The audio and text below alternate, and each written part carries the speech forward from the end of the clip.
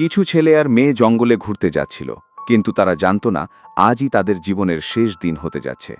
কিছু দূর এগোতেই তারা গাড়ি চালাতে গিয়ে একটা মহিষকে ধাক্কা মেরে উড়িয়ে দেয়। এতে শুধু মহিষটাই নয়, তাদের গাড়িটাও উল্টে যায়। এই দুর্ঘটনায় ৩ জন গুরুতর আহত হয়, আর একজন ছিটকে গিয়ে রাস্তার বাইরে পড়ে যায়। এমন সময় মহিষের মালিক সেখানে এসে হাজির হয় এবং তাদের ওপর বন্দুক তাক করে জিজ্ঞেস করে তার মহিষ তাদের কি ক্ষতি করেছিল যে তারা তাকে মেরে ফেলল। সে রাগে বলে, এখন তোমরাও মরবে। ঠিক তখনই একজন পুলিশ অফিসার এসে তাকে গুলি করে মেরে ফেলে, কিন্তু সাহায্য করার বদলে সেই পুলিশই উল্টো তাদের হুমকি দিতে শুরু করে। সে বলে মদ খেয়ে গাড়ি চালানোর শাস্তি হচ্ছে 10 বছরের জেল। কথা শুনে এক ছেলে প্রতিবাদ করে, কোন আইনে লেখা আছে মদ খেয়ে গাড়ি চালালে 10 বছর কারাদণ্ড হয়? পুলিশ তখন বলে এখানে তার নিজের আইন চলে। এরপর সে 4 জনকে তুলে নিয়ে যায়। তবে যে মেয়েটি বাইরে পড়ে গিয়েছিল সে ভয়ে লুকিয়ে থাকে।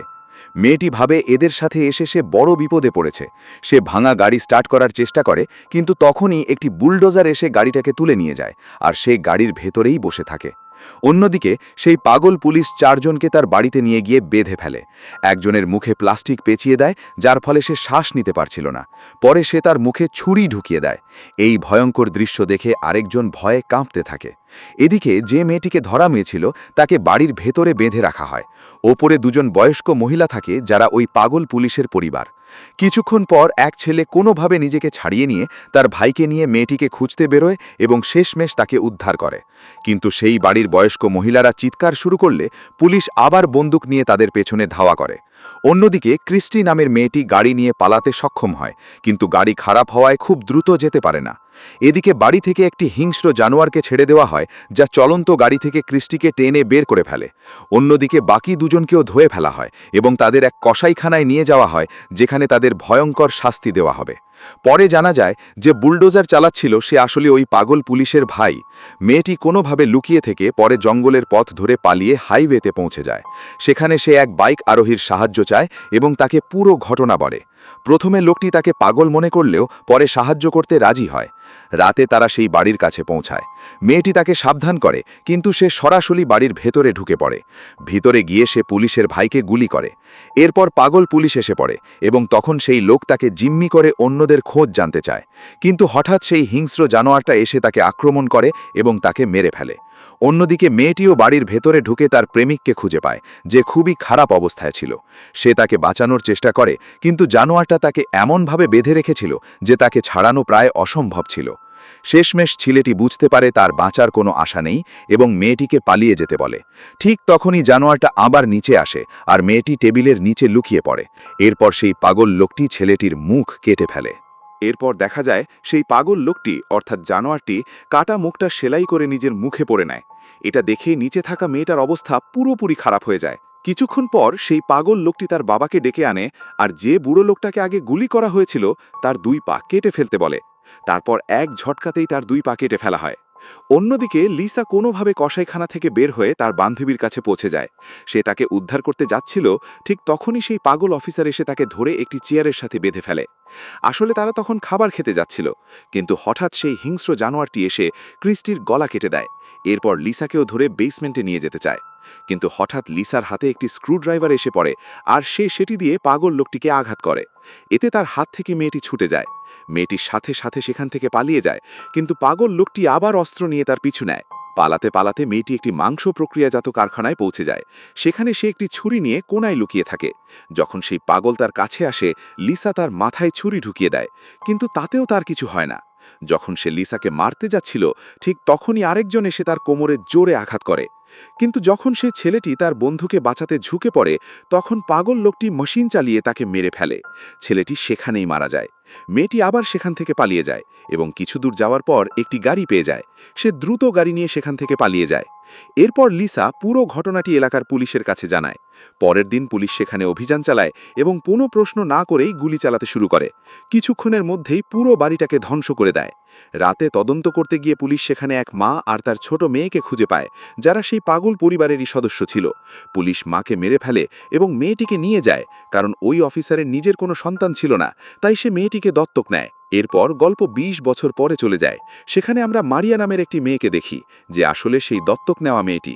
এখন সে বড় হয়ে গেছে। তার বন্ধুরা একটি ট্রিপের প্ল্যান করে এবং মারিয়াকেও সাথে যেতে বলে। মারিয়া রাজি হয়ে যায়। পরের দিন তারা গাড়ি নিয়ে বের হয়। রাত হলে আবহাওয়া খারাপ হয়ে যায়। পথে তারা এক লোককে ধাক্কা দেয়। লোকটি তাদের কাছে লিফট চায় আর তারা তাকে সাথে নিয়ে যায়। সকালে তারা গন্তব্যে পৌঁছে যায়। সেখানে এক বুড়ো লোক এসে মারিয়াকে কিছু কাগজ দেয় এবং বলে এই বাড়ি আসলে তারই। তার পূর্বপুরুষ এখানে থাকত আর এখন সেই শেষ উত্তরাধিকারী। মারিয়া অবাক হয়ে যায়, কারণ সে ছোটবেলায় দত্তক নেওয়া হয়েছিল এবং নিজের আসল পরিবার সম্পর্কে কিছুই জানত না। বাড়ির ভেতর ঢুকে তারা দেখে এটি অনেক বড় এবং দামি। মারিয়া সন্দেহ করে এবং বাড়ির ভেতর ঘুরে দেখতে শুরু করে। সে কিছু ছবি দেখে যেখানে পরিবারের সবাই একই ধরনের লকেট পরে আছে। তখন সে লক্ষ্য করে তার নিজের গলাতেও একই চিহ্ন আছে। তখন সে বুঝতে পারে এই পরিবারের সাথে তার কোনো সম্পর্ক আছে। এরপর সে অন্য রুমগুলো দেখতে যায় এবং হঠাৎ তার দাদির মৃতদেহ দেখতে পায়। ভয়ে সে দৌড়ে পালায় এবং বন্ধুদের ডাকতে থাকে, কিন্তু কেউ সাড়া দেয় না। অন্যদিকে এক ছেলে শব্দ শুনে বেসমেন্টে চলে যায়। সেখানে সে মেঝেতে রক্ত দেখে। হঠাৎ সেই পাগল লোকটি তাকে আক্রমণ করে। সে পালানোর চেষ্টা করলেও শেষ পর্যন্ত ধরা পড়ে এবং তাকে টেনে নিয়ে যাওয়া হয়। এদিকে মারিয়া তার বন্ধুদের খুঁজতে খুঁজতে রান্নাঘরে যায় এবং দেখে সেই পাগল লোকটি কারো আঙ্গুল কেটে খাচ্ছে। কিছু বুঝে ওঠার আগেই সে মারিয়াকে ধরে ফেলে এবং তাকে বেসমেন্টে নিয়ে যায়।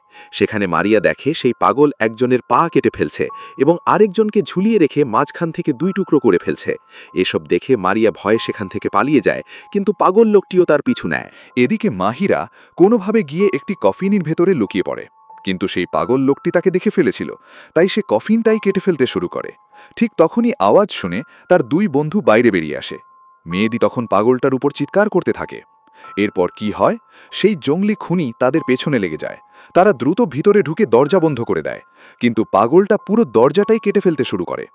ঠিক তখন মেয়েটি একটি শটগান খুঁজে পায় এবং দরজার দিকে অন্ধের মতো গুলি ছুড়ে দেয়। দেখে মনে হচ্ছিল সে মারা গেছে, কিন্তু তখনই মাইরা গাড়ি নিয়ে সেখানে পৌঁছে যায় এবং তাদের দুজনকে নিয়ে পালাতে শুরু করে।